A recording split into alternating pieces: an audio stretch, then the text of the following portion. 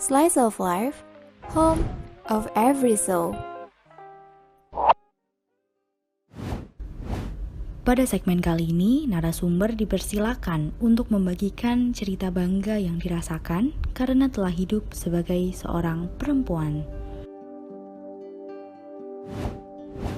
Nah, setelah sebelumnya kita udah dengerin cerita gitu ya dari Kak Aina dan juga Kak Latifah terkait semua stigma dan pengalaman yang kurang mengenakan.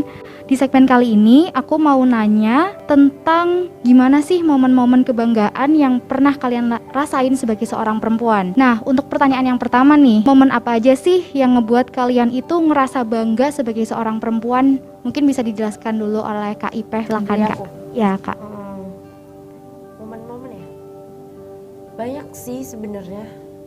Ketika aku bisa menjadi penanggung jawab kolaborasi Semansa Fair 2018, itu di situ aku merasa sangat bangga karena yang ngurusin banyak orang juga gitu kan.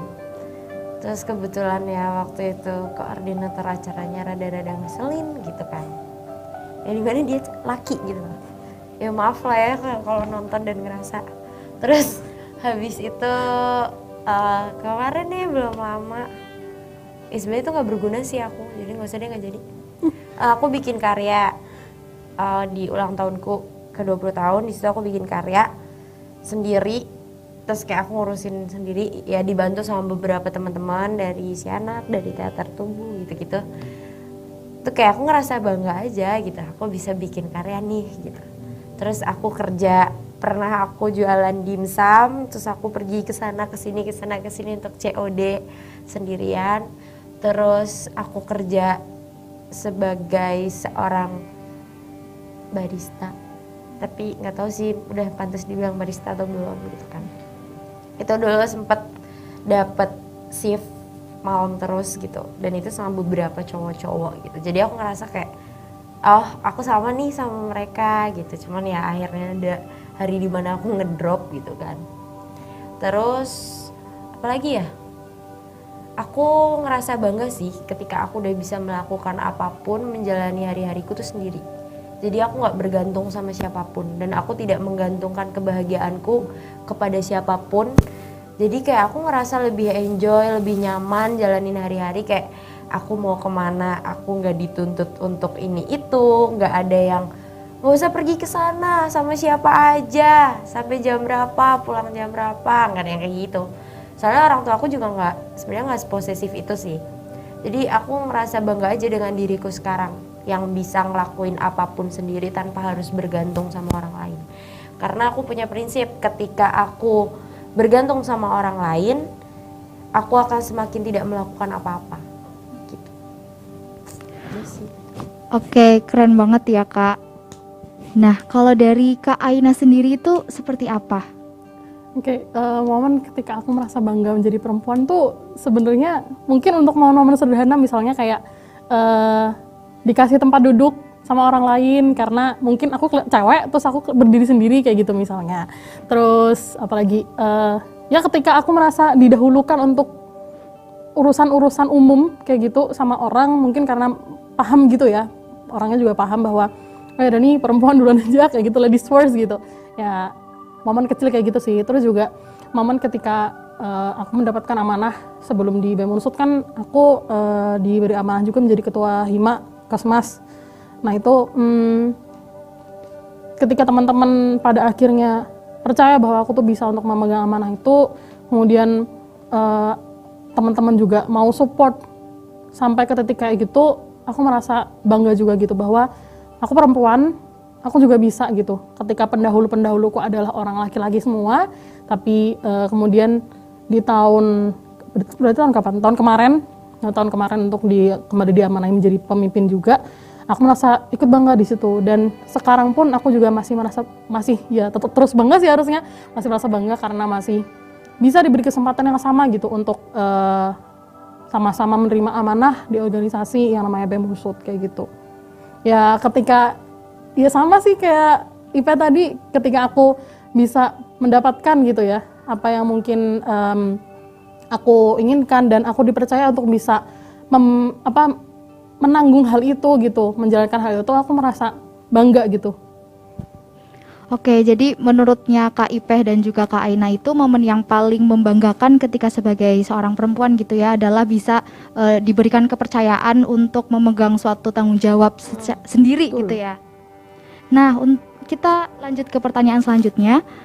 Nah, menurut dari Kak Ipeh dan juga Kak Aina, siapa sih sosok perempuan yang menurut kalian itu keren banget atau paling hebat di hidup kalian dan bahkan mungkin kalian jadikan role model?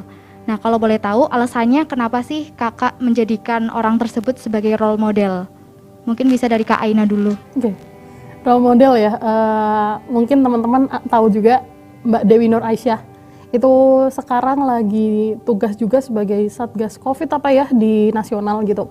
Jadi Mbak Dewi Nur Aisyah ini sama seperti saya orang Kesmas juga, dan beliau titelnya udah dokter apa ya, dokter juga.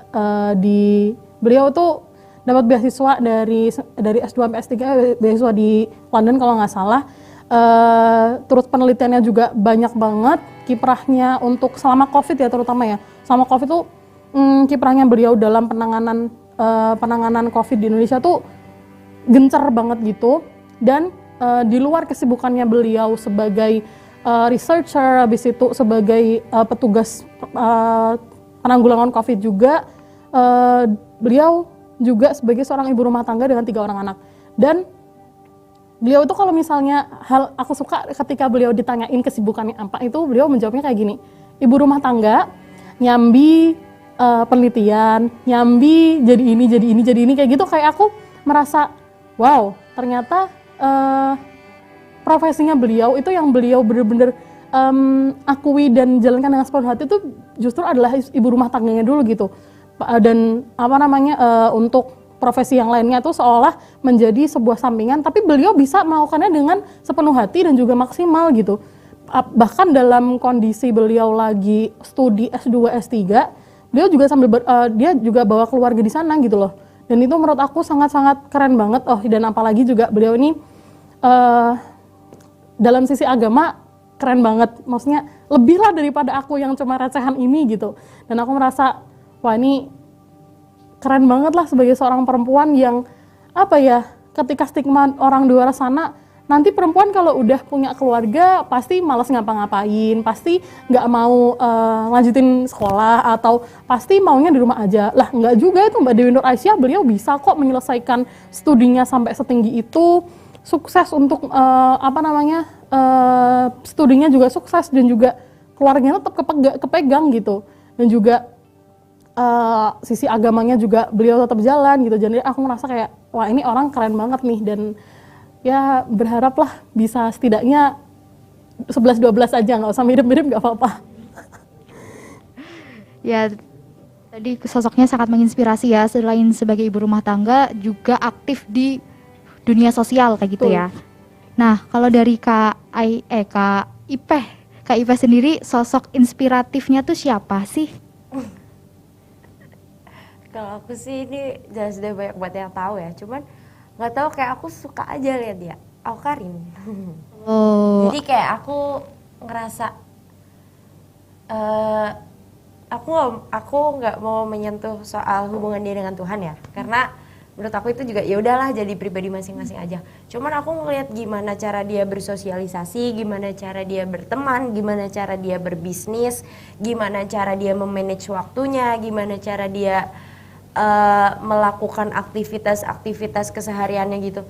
Sama Rahel V-nya juga sih, 2 orang itu adalah perempuan-perempuan yang jadi role model buat aku. Jadi kayak aku suka nih modelan kayak Awkarin. Kenapa? Karena aku tuh ngeliat dia tuh kayak sosok pemimpin, terus kayak dia bisa ngasilin uang sebanyak itu dengan uangnya dia sendiri, dia bisa bikin bahagia keluarganya gitu.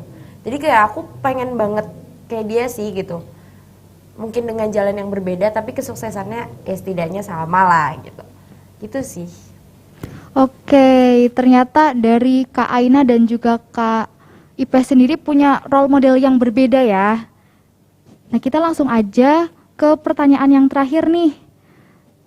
Mungkin ini bisa jadi kayak menyambung pertanyaan yang sebelumnya gitu ya. Pertanyaan yang ini nih, di masa depan Kak Aina dan Kak Ipeh ini ingin menjadi sosok perempuan yang seperti apa sih? Mungkin seperti yang tadi role modelnya atau hal yang lain bisa dijelaskan mungkin dari Kak Ipeh dulu. Kalau aku alhamdulillah udah punya plan jauh ke depan. Jadi aku kelarin kuliah, tapi aku nggak mau ngelarin kuliah yang ya udah sekedar kelar. Tapi aku maksimal di situ. Jadi kayak aku ngerti aku kuliah selama ini tuh dapat apa aja, implementasinya seperti apa gitu. Mungkin aku akan mencari pekerjaan yang dapat menjamin hidup aku sampai akhirnya aku bisa lepas dari situ dan aku bisa menjadikan hobiku sebagai pijakan hidup. Jadi aku tuh lebih ke ya anak seni gitulah. Jadi kayak aku suka teater, suka nari gitu kan, yang berbau dengan seni.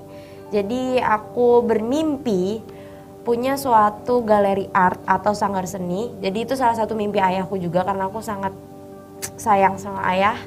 Karena dari ayah aku punya darah seni kayak gini. Jadi aku juga suka kopi kan. Jadi aku punya mimpi ketika aku udah bekerja nih di suatu tempat yang emang bisa menjamin hidupku. Sambil aku nabung modal untuk buat coffee shop. Yang dimana coffee shop itu nantinya akan ada kayak bareng gitu loh sama galeri art, sama tempat sanggar seni kayak gitu. Jadi nanti customer itu bisa lihat anak-anak lagi latihan teater, latihan tari. Terus nanti setiap minggu tuh ada pertunjukan kolaborasi dari mereka gitu. Dan kelar aku kuliah kan kerja tuh. Terus mau punya bisnis itu kan. Sebelum punya bisnis sih aku pengennya nikah dulu. Nikah, punya anak, dan yang utama aku pengen ngebahagiain keluargaku dulu dan aku pengen jadi perempuan yang imbang.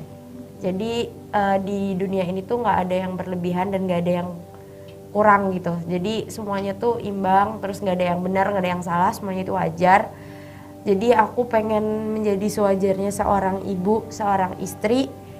Yang utama itu sih tadi kayak Mbak Dewi, Mbak Dewi Nur Aisyah. Nah ya, aku pengennya kayak gitu.